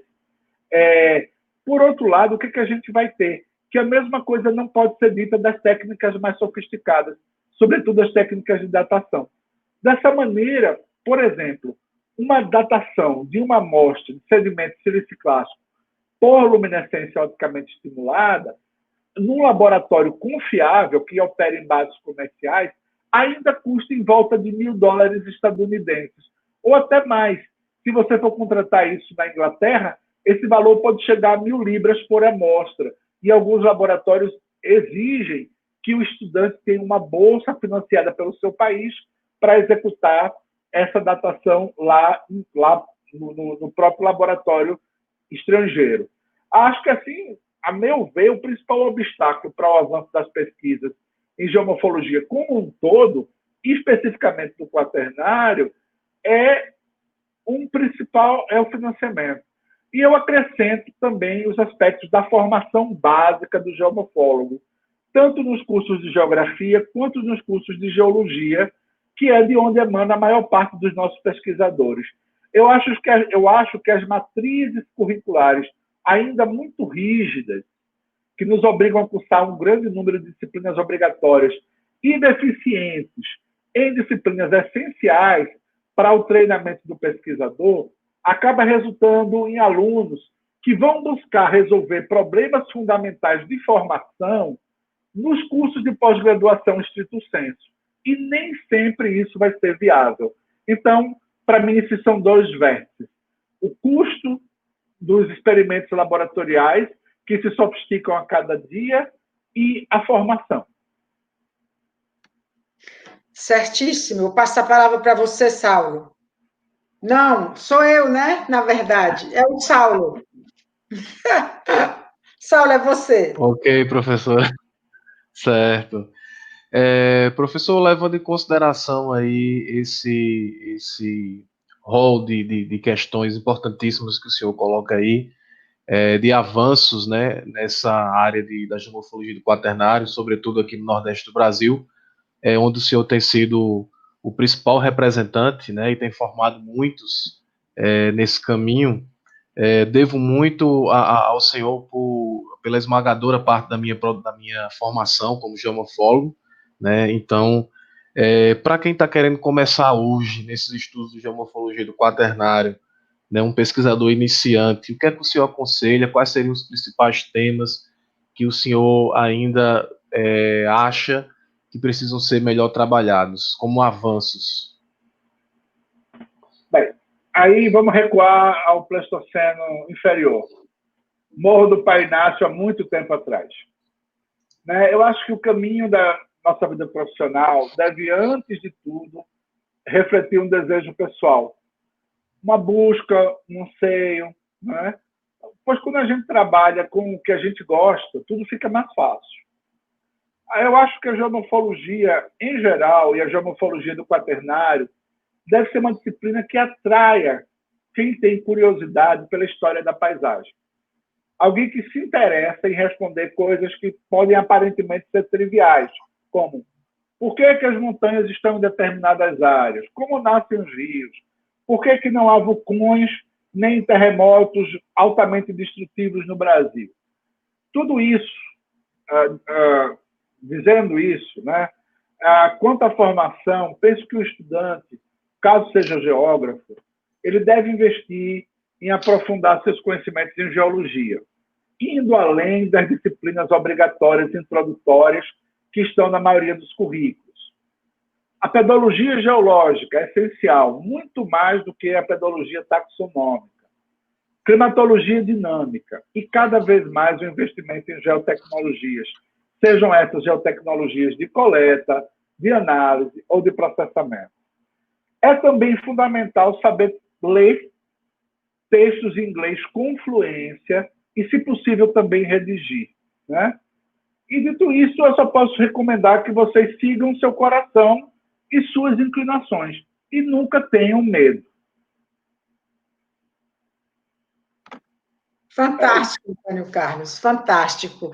Nós chegamos ao fim das nossas entrevistas, das nossas questões ao querido colega Antônio Carlos. Parabenizo o Antônio Carlos pela excelente, belíssima exposição que comprova o que nós já sabemos, que ele é um dos grandes geomorfólogos desse país, com um grau de aprofundamento e de seriedade nos trabalhos que nos deixa absolutamente impressionados e deliciados com o que a gente percebe e sente e vê e aprende com você, Antônio Carlos. Muitíssimo obrigada. Se você me permite, nós abriremos questões para o público. Eu acho que, como nós vamos transcrever essa entrevista para o formato capítulo, nós temos que limitar um pouco o tempo das perguntas. Então, eu acho que poderia ser algo em torno de meia hora, talvez 4 ou 5 perguntas, tá certo, Jefferson? Eu gostaria de aproveitar para dar meu boa tarde para todas as pessoas que estão aqui mandando mensagens, o Brasil todo lhe ouvindo, Antônio Carlos. Eu mando meu abraço especial para o professor Antônio Guerra e a Carmen, o Antônio Guerra foi um entrevistado de ontem e hoje está aqui presente. Mando meu abraço para o Lutiane, para o Oswaldo, que está também participando, para a Simone Ribeiro, para a Simone Diniz, para o José Falcão e os meus colegas e todos aqueles outros que estão fazendo dessa entrevista um ato de maravilhosa experiência pessoal, científica e acadêmica.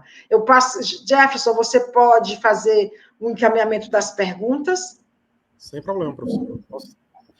Professor, a primeira pergunta, vou colocar na tela, tá bom? É do Jorge Marques. Qual ou quais os principais indícios na identificação de feições morfoestratigráficas a partir de geotecnologias, como, por exemplo, modelos digitais de elevação? Pois a construção dos modelos digitais de elevação, eles têm, obviamente, aí, mediados pela utilização das imagens de sensores remotos, e cada vez mais a gente tem a facilidade da utilização hoje dos drones, né, dos bancos, e isso vai facilitar muito a modelagem. É um passo inicial, porque é onde você vai encontrar, por exemplo, as rupturas de ângulo. Essas rupturas, elas podem não indicar muita coisa, às vezes é apenas um controle estrutural, mas elas também estão associadas a controle de sedimentação. Outra coisa, mudanças na vegetação, mudanças na densidade nos padrões de canais. Todas essas evidências são marcadores importantes que nós vamos ter no começo da pesquisa para mais adiante, se é o objetivo, né, encontrar a informação de campo na escala de 1 para 1. Então, não tem como fazer uma geomorfologia do quaternário só com uma imagem, a não ser que seja um levantamento básico. Hoje em dia, o que é que nós estamos vendo? A gente teve recentemente a fala do professor Hilário, no contexto dessas lives, que tem surgido, por exemplo, um debate sobre a formação barreiras, por exemplo. E o que é que a gente encontra? As posições na paisagem, que a formação barreiras é absolutamente nítida, clara, barreiras, são áreas que estão morfoestratigraficamente bem estudadas e reconhecidas. Quer dizer, são áreas onde a professora Wanda foi a campo e tem cobertura de dunas, e lá embaixo tem aqueles lá dezenas de metros de sedimentos areno-argilosos, com intercalações argilosas, às vezes com concreções serralíticas. Então, é algo que você conhece claramente em campo. Quando você faz uma extrapolação meramente em cima, mesmo com o melhor dos drones, você vai acabar colocando por continuidade lateral no barreiras elementos da cobertura da terra, elementos da estrutura superficial da paisagem, ou vamos chamar das coberturas inconsolidadas da paisagem, que não são barreiras. Então, são coisas que a gente tem que ir além da utilização. Embora, cada vez mais, como eu estou dizendo, a utilização desses recursos nos ajude a ir a campo com muito mais clareza. Por exemplo, uma fotografia aérea de 30 a 40 anos atrás, com resolução com escala de 1 para resolução na escala de 1 para 60 mil, que a gente tinha que interpretar com estereoscópio, muitas vezes a gente acabava considerando formas de acumulação, quando, na verdade, era apenas uma convexidade de um corpo granítico. Então, isso, hoje em dia, o drone já nos tira essa dúvida, porque a gente consegue ver melhor a textura, a qualidade da imagem nos permite ver afloramentos rochosos. Então, obviamente que tudo isso vai interferir para um estudo de coberturas superficiais, né? Mas para a gente fechar a cobertura superficial, para a gente colocar um selo e dizer é isso, a gente precisa de uma estratigrafia em campo. É o que eu tinha a dizer em relação a esse tema. Jefferson, deixa espaço. Jefferson, eu estou recebendo algumas perguntas aqui no WhatsApp das pessoas que estão assistindo na fanpage e não podem fazer a pergunta aqui direto. O professor José Falcão tem uma pergunta, eu queria que você abrisse espaço para eu colocar a pergunta depois, certo? Sem problema. Então, a gente pode revezar. Eu faço a pergunta do professor Oswaldo e a próxima do professor Falcão, ok? Certo. O professor Oswaldo Girão, primeiro, parabenizo, né, pela entrevista, e ele pergunta qual o atual estágio dos estudos de geomorfologia no quaternário no Nordeste brasileiro e como tais estudos estão contribuindo para a reconstrução dos paleoclimas do quaternário do Nordeste. Eu acho que a gente ainda tem muita coisa por fazer. Estamos melhores do que estávamos 20 anos atrás. Eu acho que há um avanço muito grande dos proxies fora da geomorfologia, e isso tem dado uma força interpretativa maior para a gente nas áreas de interpretação do significado da sedimentação correlativa a eventos climáticos, porque a gente cada vez mais rompe com aquelas ideias preconcebidas de preto e branco, de sim e não, né? E a gente começa a entender o significado desses depósitos dentro de uma complexidade que vai muito além daquela ideia de seco e úmido, e a gente começa a entender até mesmo o papel do relevo como gerador do fenômeno climático, porque nós temos essa contribuição aqui no Nordeste em função dessa dispersão de relevos residuais, sejam bacias sedimentares, sejam relevos em intrusões, né, em corpos plutônicos, e todas essas rugosidades topográficas, elas interferem nos sistemas de circulação atmosférica. E acabam também criando um grande ruído naquele processo que seria unicamente decorrente de uma interpretação regional de se o clima ficou seco ou se ficou úmido.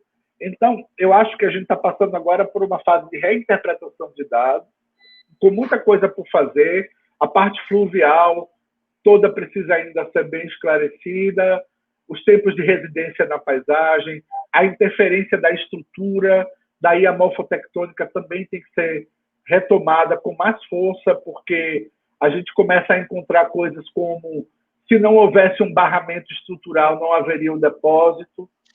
Então, são coisas que nos jogam diante de várias bifurcações para os estudos. E acho que são todos muito, muito importantes e interessantes, que abrem aí possibilidades de novas pesquisas.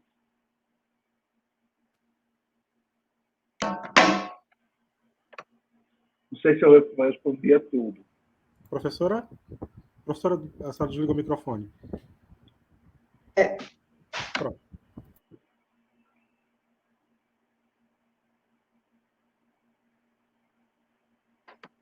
Pronto, e agora? Jefferson, estou sem microfone. Pronto, a senhora pode fazer a pergunta do professor Falcão agora, professora. Ah, tá certo. Antônio Carlos, o Zé Falcão Sobrinho é coordenador do mestrado acadêmico em Geografia da UVA. E ele está ali colocando a seguinte questão. Você falou bastante de paisagem em sua fala.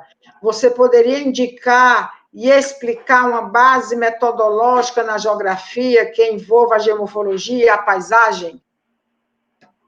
Poxa, aí a gente vai ter que abrir um leque muito grande, né? Mas eu acho que geomorfologia e paisagem, elas estão de mãos dadas, né? Tem até um livrinho do Andrew Gall, de 2016 ou 2017, que se chama Landscape and Geomorphology, onde ele faz essa tentativa aí de junção.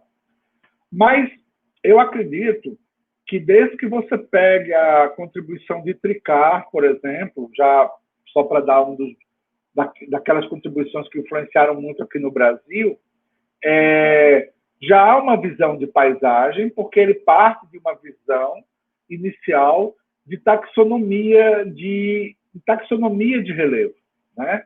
Então, ele sempre esteve preocupado com isso.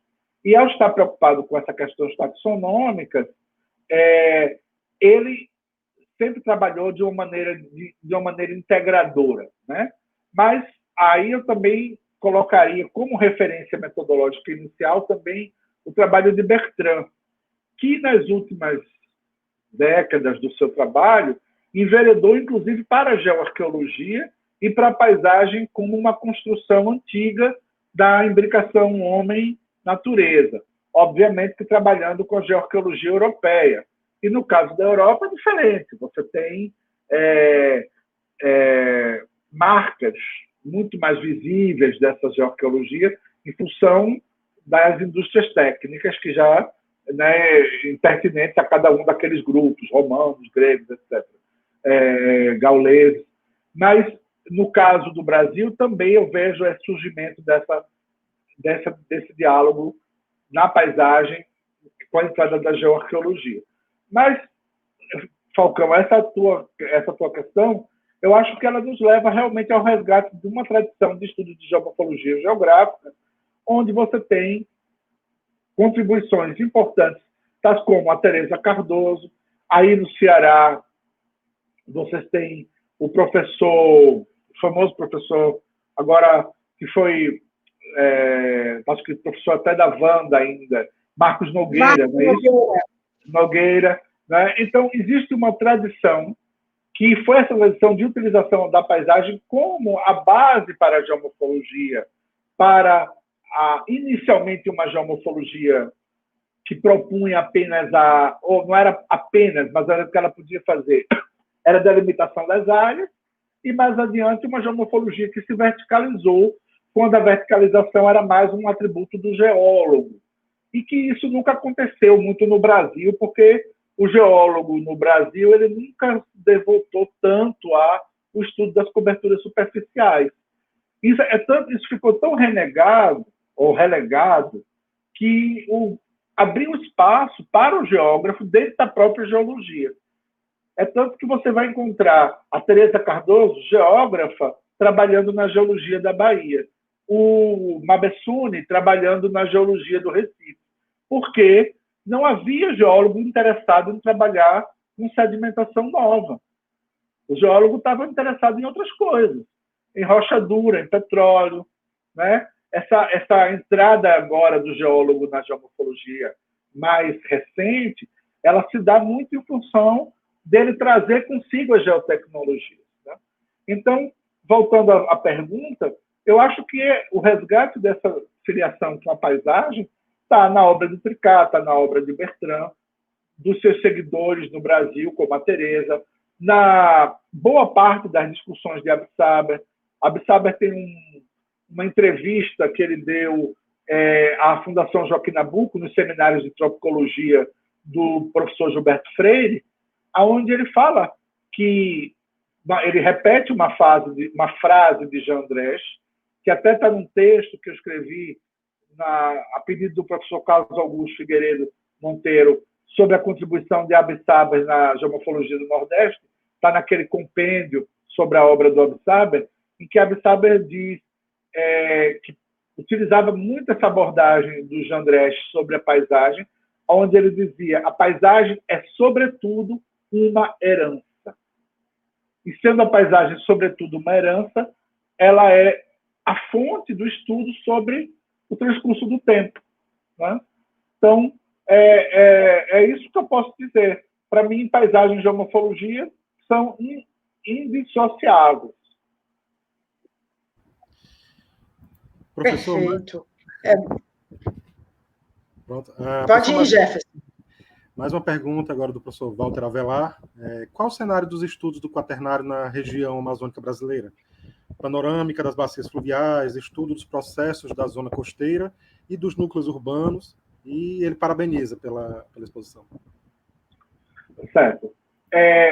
O que eu tenho acompanhado em relação à Amazônia é uma área completamente oposta à área que eu trabalho, que é o semiárido, é um avanço muito grande dos estudos, sobretudo em relação, fazendo essa composição que eu chamei a atenção em algum momento da minha fala, entre geobiodiversidade e história da evolução geomorfológica da planície, sobretudo da planície amazônica, né? E o que eu tenho visto nesse sentido os trabalhos têm avançado muito nessas parcerias e voltados para a geocronologia desses depósitos quaternários, os depósitos fluviais nas suas mais diversas composições, né?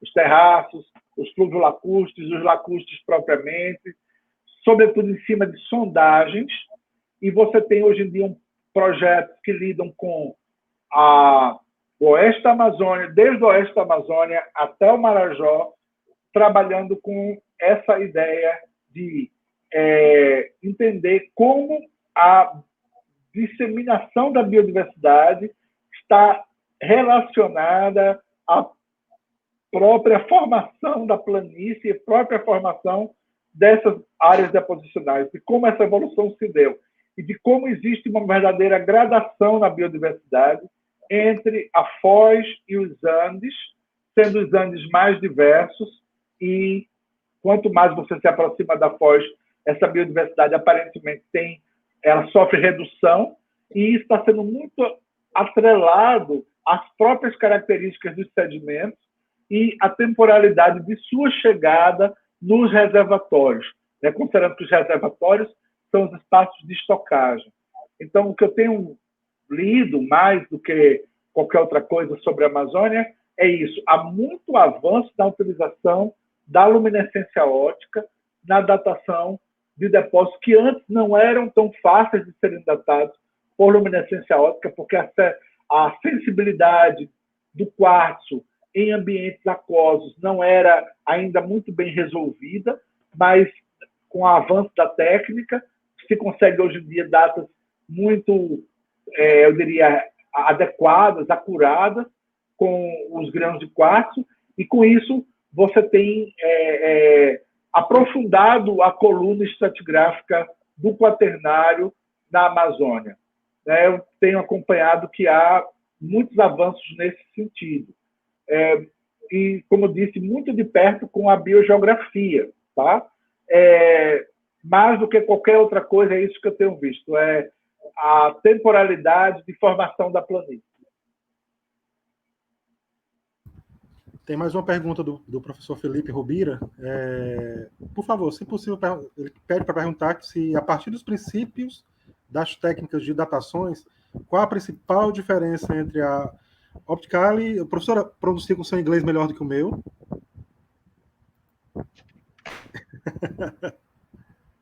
A OSL e a ESR.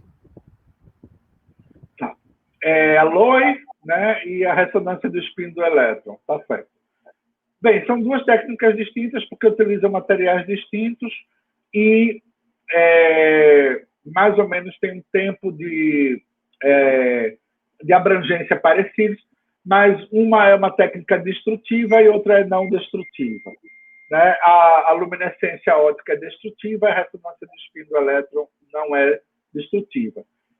O que eu conheço de ressonância de espinho, ela está muito associada à datação de fosfatos, sobretudo associado à dentina, né? Ao revestimento de dentes de mamíferos da megafauna.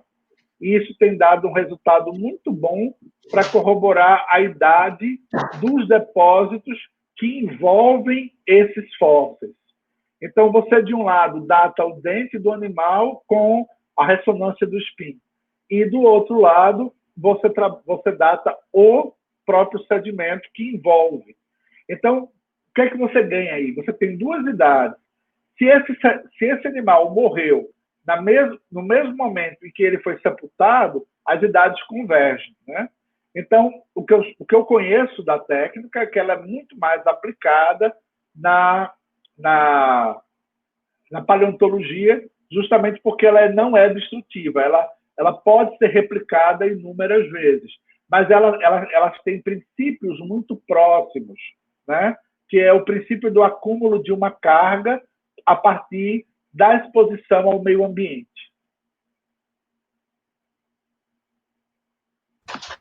Jefferson. Para encerrar, tem uma última pergunta do professor Marco Antônio Fernandes Cardoso. Professor, você acredita que a taxonomia de relevo é um trabalho geomorfológico? Ou você acredita que a geomorfologia demanda uma verticalização da metodologia? Acho sim. Acho que as duas coisas são geomorfologia. Uma coisa não exclui a outra, não. Acho, talvez alguns me crucifiquem por isso, mas é minha opinião, que a gente no Brasil, por falta de outras técnicas, acabou se dedicando demais à taxonomia de relevo. Não só a taxonomia de relevo, a classificação climática e a todo tipo de taxonomia. Talvez por eu ter tido uma formação mais numa escola anglo-saxã, onde a taxonomia há muito tempo foi colocada um pouco de lado. Né? Se você pegar as províncias fisiográficas dos Estados Unidos, é uma contribuição de Feynman, da década de 30, e até hoje em dia, o que a gente chama de morfoestrutura, os americanos chamam de província fisiográfica, e está lá definido desde sempre. Então, o que eu acho é o seguinte, são trabalhos importantes e fundamentais, sobretudo quando eles são aplicados. Né? Mapeamento geomorfológico aplicado à geotecnia, mapeamento geomorfológico aplicado a tal e tal uso, certo?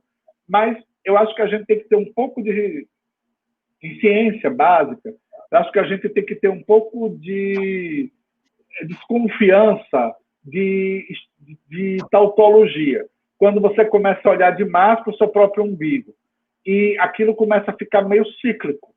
Então, você cria um sistema taxonômico que é mais complexo do que o anterior, e mais complexo do que o anterior, e daqui a pouco você cria uma coisa tão impenetrável, de difícil aplicação. Eu acho que o mapeamento ele tem que ser ágil, né? E ele tem que ser se valer das ferramentas, de uma discussão pertinente sobre a origem das formas, dentro do possível agregar a temporalidade dessas formas, mas a gente tem que entender que o relevo é dinâmico. Então, a compreensão muda, e muitas vezes eu utilizo um índice no mapeamento, como, por exemplo, os índices fluviais, que são índices que estão intuindo que as drenagens já atingiram o perfil de estabilidade, né? Já atingiram o seu máximo desenvolvimento. E, na verdade, isso cada vez mais a gente vê que não é o que está acontecendo, que existem índices que nos mostram o contrário. Nós temos a morfometria de canais nos mostrando canais que foram perturbados, que foram deformados. Então, tem que ter um certo cuidado com isso. Eu não acho que geomorfologia é só mapear, nem é só verticalizar, mas é utilizar as duas coisas com uma certa sabedoria, tá? E também eu acho que excesso de estudo quando a gente também perde uma noção da espacialização dos sedimentos, dos depósitos que a gente está estudando no quaternário, também vira uma reflexão muito, muito fechada, muito hermética, e que não recompõe a paisagem. Daí o meu gancho sempre ser com a paisagem. Antônio Carlos, chegamos em todos os presentes, chegamos ao final da nossa entrevista. Antônio Carlos, eu gostaria muitíssimo de lhe agradecer pelo presente que você nos deu nessa Semana do Meio Ambiente, com uma entrevista tão organizada, estruturada, aprofundada, distribuindo o seu conhecimento para com todos nós. Todos os comentários aqui são os mais positivos possíveis. Realmente você demonstra um nível de competência e uma carga de conhecimento que nos assombra. É uma coisa fantástica. Eu coloco, então, aqui eu vou passar a palavra para cada um de vocês, para vocês encerrarem essa atividade. Lembrando que nós continuamos na segunda-feira com a professora Dirce Sueter Garay.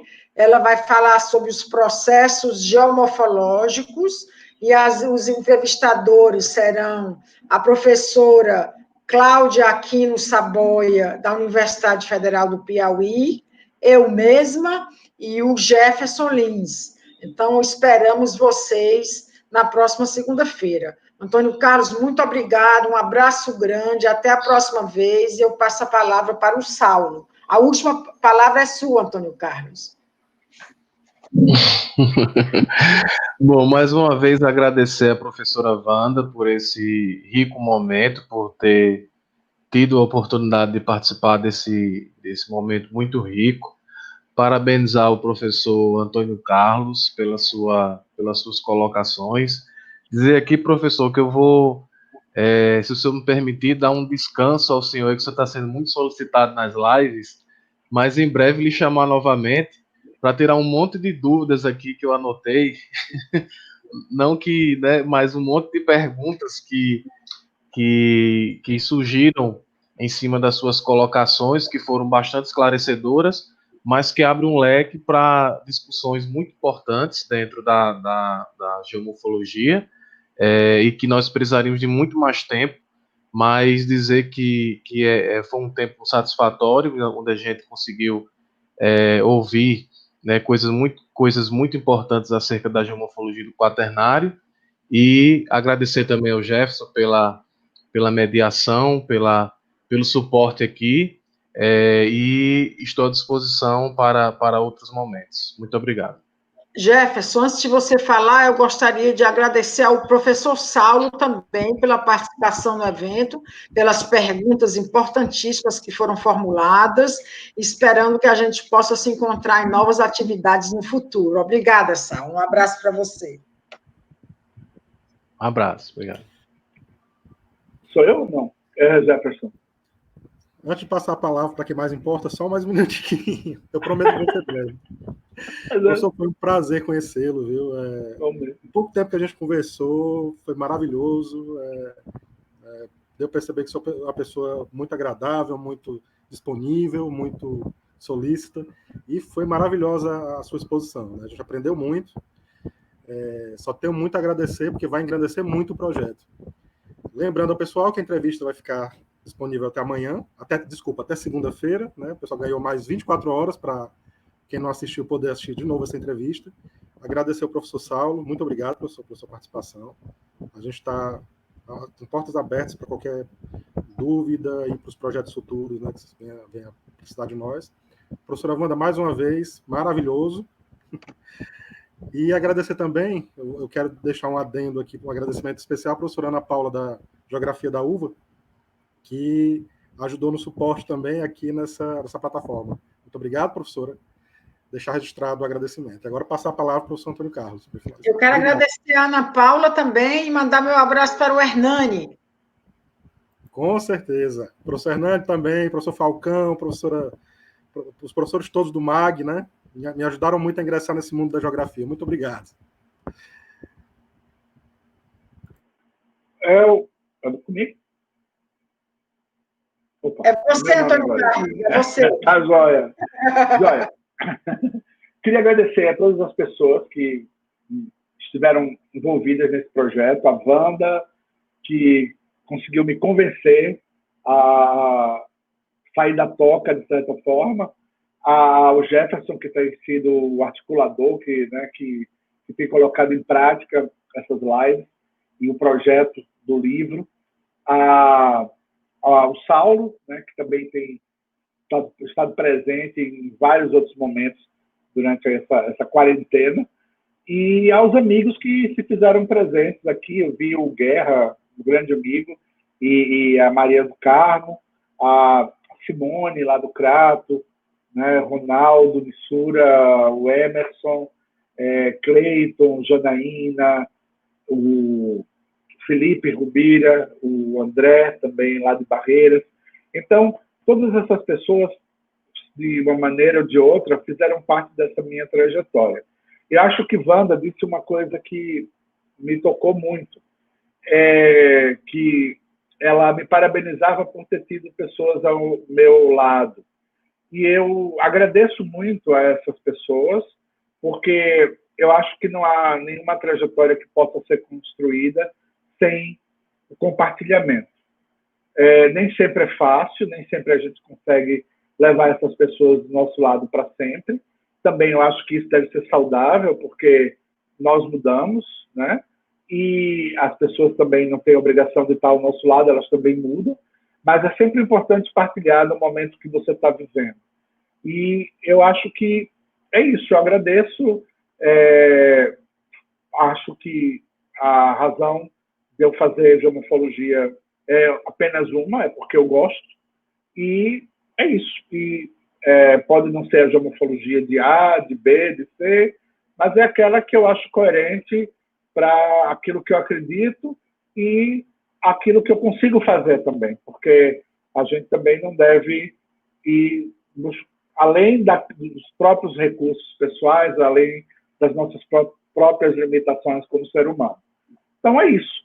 E agradeço a todos e acho que esse é um bom momento para a gente refletir sobre nossas contribuições como profissionais e pensar, né, que como é que a gente pode contribuir agora, pós-pandemia, para continuar interagindo e compartilhando, porque acho que eu nunca estive tão próximo desses amigos como eu estive nesses últimos 2, 3 meses, né? Pessoas que eu não via há tantos anos e que voltaram a interagir. Então, eu acho que esse foi, pelo menos, um dos ganhos que a gente teve. Vamos ver se a gente consegue sustentar isso por mais tempo. Então, um abraço a todos, e aqueles que eu não me lembrei de citar, né, saibam que provavelmente são pessoas que colaboraram muito, que fazem a diferença na minha vida. Me lembrei agora de mais uma pessoa que estava por aí, era o Daniel Lira, da Federal de Sergipe, e a Janaína Carla, lá de São Raimundo Nonato, também grandes amigos, parceiros. Antônio Carlos, nós temos muita sorte que você goste dessa geomorfologia que você faz, porque você faz com maestria, e aí nós podemos aproveitar o resultado dessa sua decisão pessoal de ir nessa linha.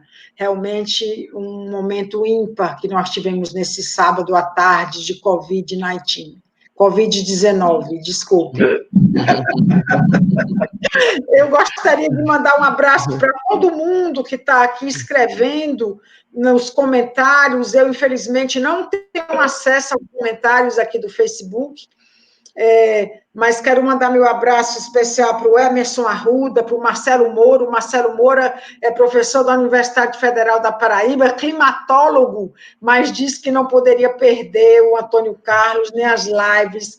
Eu gosto muito do Marcelo, gosto muito dele. Ele é fantástico. Um abraço para todo mundo. Eu lamento não poder citar o nome de todos. Espero encontrar vocês todos e todas na segunda-feira, com essa palestra, com essa entrevista também, que será muito importante, muito interessante, com a professora Dice Sueter Garay. Obrigada a todos, amigos e amigas, e um grande abraço, até a próxima vez. Obrigada a todos, obrigada, Antônio Carlos. Um beijo especial para você. Tchau, tchau. Tchau. Tchau.